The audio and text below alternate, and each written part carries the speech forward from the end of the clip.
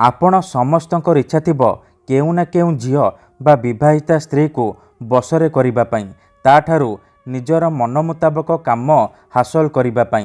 तेबे आजिर एही भिडियोटी आपणकर इच्छा को पूरण करिबो, कारण आजिर एही भिडियोटी रे मु आपनकु शिखेइबी झियो पटेइबा पई वशीकरण विद्या, जार प्रयोग रे आपण केउ भी झियो बा विवाहिता स्त्री को निज बसरे करि परिबे। हाँ फ्रेंड्स, जदि आपण केउ झियो बा विवाहिता स्त्री को मने मने भल पाउचंती किंतु जेते चेष्टा कले मध्य ताकू पटेई पारुनांती, ता पछरे गोड़ेई गोड़ेई थकी गलेनी, हेले से झियो बा स्त्री आपण को भाव देउनी, आपण को देखिले अणदेखा करुची। जदि आपण एही सबु समस्यार समाधान चाहुचंती, से झियो बा स्त्री को पटेइबाकू चाहुचंती, ताकू निज प्रेम रे दीवानी करिबाकू चाहुचंती, तेबे आजिर एही भिडियोटी आपणकर इच्छा को पूरण करिबो। कारण आजिर एही भिडियोटी रे मु आपनकू शिखेइबी दुईटी लवंग रे एमिति एक महाशक्तिशाली वशीकरण, जार प्रयोग रे आपण से झियो बा स्त्री को निज बसरे करि परिबे। वर्ष वर्ष धरी भांगी जाइतिबा पुराना प्रेम को फेराई आनी परिबे।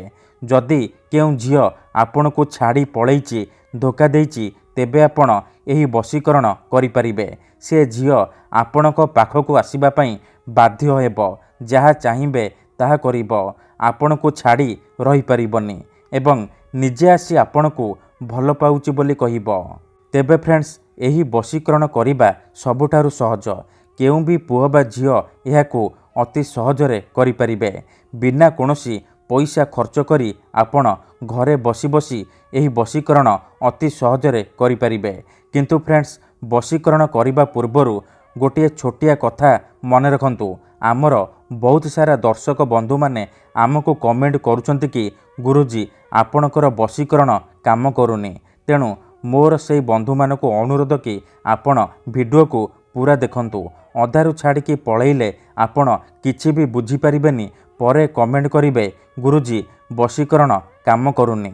देखंतु, जेउपरि आपण भगवान को मानुचंती, भगवान को उपरे विश्वास रखिचंती, निजर सबु दुख कष्ट असुविधा भगवान को जणाउचंती, जदि से असुविधार समाधान न हेला तार माने नुहे कि भगवान नांती।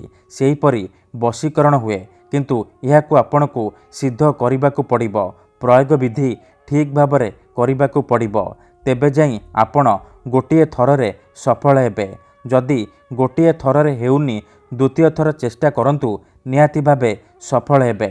मने रखंतु, मंत्र तंत्र जंत्र वशीकरण ये एमिति सेमिति काम करेनी। मनरे संपूर्ण विश्वास निष्ठा आउ एकाग्रतार सहित आपणकू एही वशीकरण करिबाकू पड़िबो। तेबे जाई कि आपण मात्र गोटिए थररे सफल हेबे।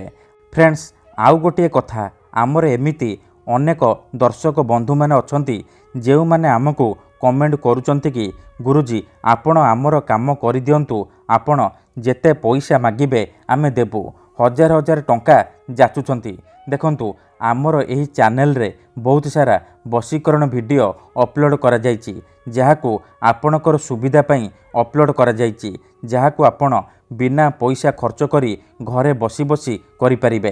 तेबे आपण पैसा कौन पाई खर्च करिवे? आपणकू यूट्यूब रे एमिति अनेक चैनल मिल जिवो, जेउ माने मोबाइल नंबर देउचंती, वशीकरण करिवे कहिकी हजार हजार टंका ठकी नेउचंती।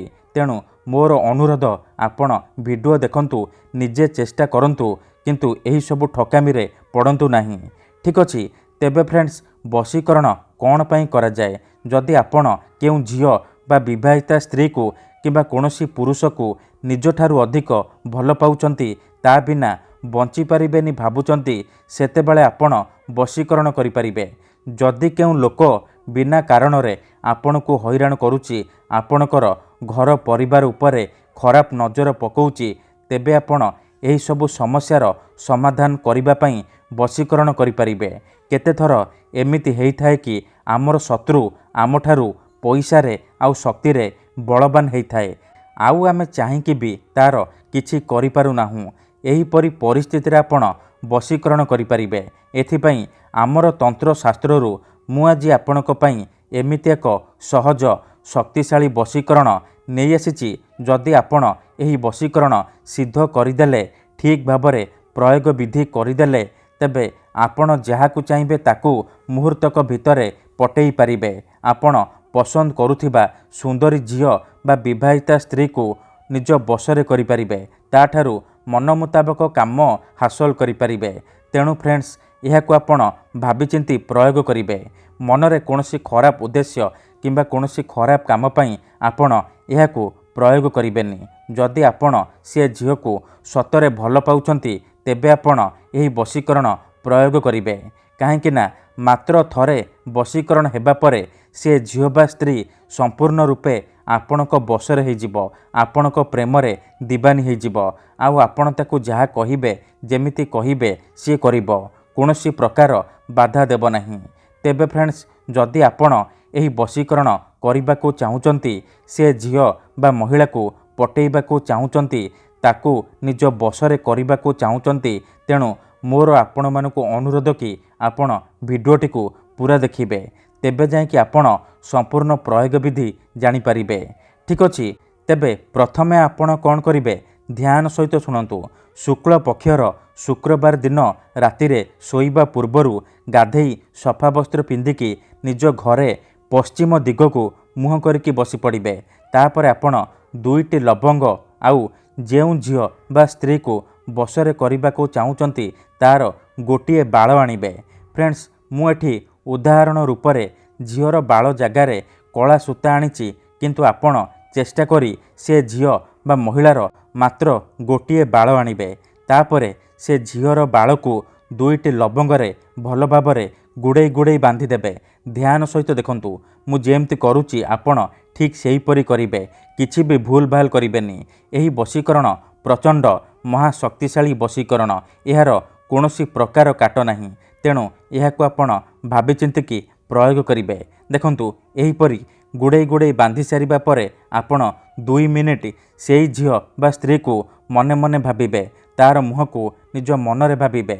ତାପରେ ତାର ନାମ କହିବେ। ତାପରେ ଏହି ଲବଙ୍ଗରେ ଫୁଙ୍କିଦେବେ। ଏତିକି କରିସାରିବା ପରେ ଆପଣ ସେ ଲବଙ୍ଗକୁ ସାଙ୍ଗେ ସାଙ୍ଗେ ଜାଳିଦେବେ। ଦେଖନ୍ତୁ, ସାଙ୍ଗେ ସାଙ୍ଗେ ଜାଳିଦେବେ। ଯେମିତି ଲବଙ୍ଗଟି ଏପଟେ ଜଳିବ, ସେପଟେ ପ୍ରଭାବ ପଡ଼ିବା ଆରମ୍ଭ ହୋଇଯିବ। ଦେଖନ୍ତୁ, ଲବଙ୍ଗ ଜଳି ସାରିବା ପରେ ଆପଣ କ'ଣ କରିବେ, ଯାହା ବି ବଳିକି ରହିବ ଲବଙ୍ଗର ପାଉଁଶକୁ ନେଇକି କୌଣସି ଏକ ନଦୀ ବା ପୋଖରୀର ପାଣିରେ ଭସେଇ ଦେବେ। ମନେ ରଖନ୍ତୁ, ଏହି ବିଧିକୁ କରିବା ସମୟରେ ଯେମିତି ଆପଣଙ୍କୁ କେହି ଦେଖିବେନି କିମ୍ବା ଡାକିବେନି। ତାପରେ କ'ଣ କରିବେ, ଏହି ବିଧିକୁ କରିବାର ମାତ୍ର 2ରୁ 3 ଦିନ ଭିତରେ ସେ ଝିଅ ବା ମହିଳା ଆପଣଙ୍କ ସହିତ କଥା ହେବ, ଆପଣଙ୍କୁ ଭଲ ପାଇବାକୁ ଲାଗିବ। ପ୍ରତିଦିନ ଆପଣଙ୍କୁ ଦେଖିବା ପାଇଁ ବାହାନା ଖୋଜିବ ଏବଂ ଆପଣ ତାକୁ ଯାହା କହିବେ, ଯେମିତି କହିବେ ସିଏ କରିବ। ଧନ୍ୟବାଦ।